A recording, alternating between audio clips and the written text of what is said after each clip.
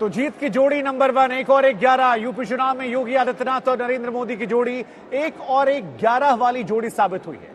BJP ने योगी के चेहरे पर दांव लगाया तो प्रधानमंत्री नरेंद्र मोदी के विकास योजनाओं पर वोट मांगा। मोदी हमेशा की तरह यूपी के प्रचार युद्ध में सबसे आगे डटकर रहे और यूपी ने यही दिखाया कि आज भी वो नरेंद्र मोदी के साथ मजबूती से खड़ा हुआ।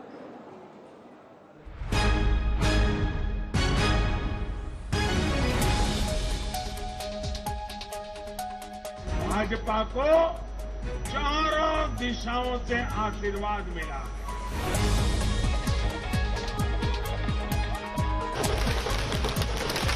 इस बार होली 10 मार्च से ही शुरू हो जाएगी।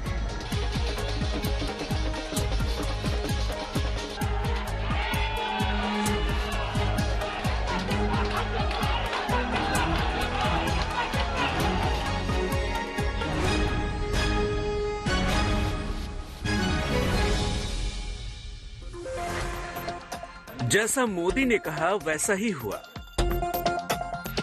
चुनावी नतीजों ने बीजेपी की होली बना दी। जीत के रंगों से बीजेपी की होली इस बार और रंगीन हो गई है। चुनाव के दौरान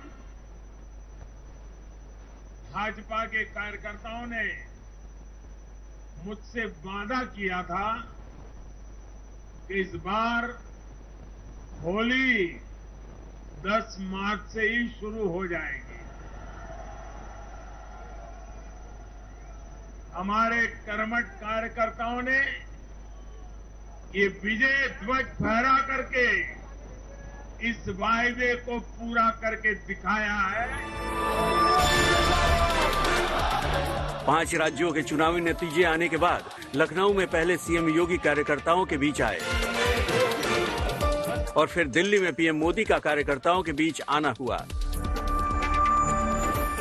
खुद मोदी ने यूपी में बीजेपी पर जनता के विश्वास की वजह बताई, समझाया कि आखिर यूपी ने इतनी गर्मजोशी से बीजेपी को क्यों गले लगाया। मैं मानता हूं इस बार भी ये ज्ञानी जरूर कहने की हिम्मत करेंगे कि 2022 के नतीजों ने 2024 के नतीजे तय कर दिए हैं।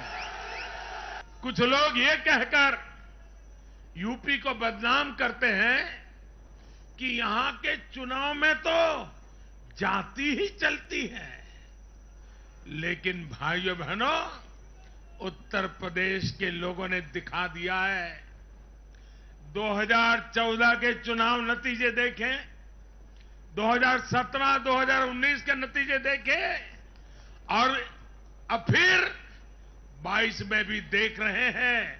हर बार यूपी के लोगों ने सिर्फ और सिर्फ विकासवाद की राजनीति को ही चुना है। 5 राज्यों के चुनाव ने साफ कर दिया कि मोदी का जादू बरकरार है। विपक्ष के पास ब्रांड मोदी का कोई जोड़, उनकी लोकप्रियता की कोई तोड़ नहीं है। यूपी का चुनावी आंकड़ा बता रहा है कि बीजेपी यहां अपनी जड़ें मजबूती से जमाए हुए है। यानी सीटें घटी जरूर हैं, लेकिन वोटरों के बीच बीजेपी का दायरा और बढ़ा है और इस जीत का श्रेय पीएम मोदी को ही जाएगा। चुनाव आयोग की बंदिशों से जैसे ही छूट मिली, पीएम मोदी अपने पूरे फॉर्म में नजर आए। उत्तर प्रदेश में पीएम मोदी ने कुल 12 वर्चुअल और 32 फिजिकल रैलियां और रोड शो करके 193 सीटों को कवर किया। पीएम मोदी की लीडरशिप की भूमिका का अंदाजा इसी बात से लगाया जा सकता है कि उन्होंने एक दिन में 3 चुनावी कार्यक्रमों में भाग लिया। पीएम मोदी के प्रचार युद्ध में उतरते ही चुनाव का एजेंडा तय होने लगा। कानून व्यवस्था, परिवारवाद, जातिवाद पर मोदी के हमलों ने समाजवादी पार्टी को ऐसे झकझोरा कि अखिलेश जीत से दूर होते गए। मैं बनारस का सांसद होने के नाते यूपी के लोगों के प्यार और आशीर्वाद ने मुझे भी यूपी वाला बना दिया। मैं बनारस का सांसद होने के नाते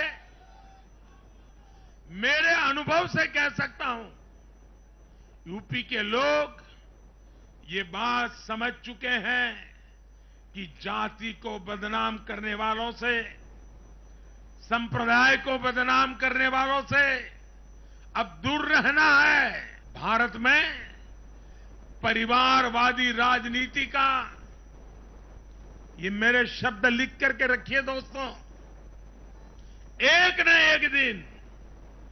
एक दिन ऐसा आएगा जब भारत में परिवारवादी राजनीति का सूर्यास्त ये देश के नागरिक करके रहेंगे।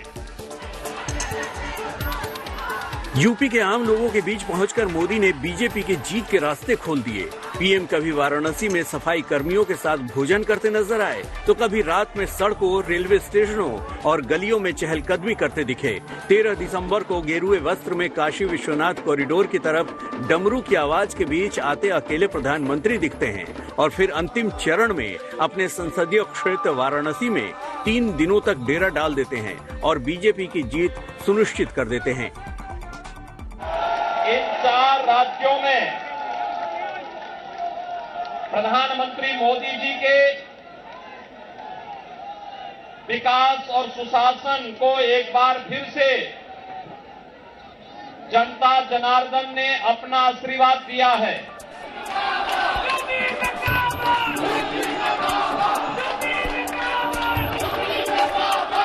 – 2017 की जीत बीजेपी 2022 में दोहरा पाएगी, इसको लेकर काफी संशय और सवाल थे। कोरोना की तबाही सामने थी, किसानों की विरोध से सामना था, जातिगत संतुलन को लेकर भी कई तरह की बातें की जा रही थी, लेकिन अब कोई सवाल नहीं रहा। मोदी ने एक बार फिर दिखा दिया है कि उनके रहते कोई भी लक्ष्य नामुमकिन नहीं है। लखनऊ से मौसमी सिंह और कुमार अभिषेक के साथ आज तक ब्यूरो।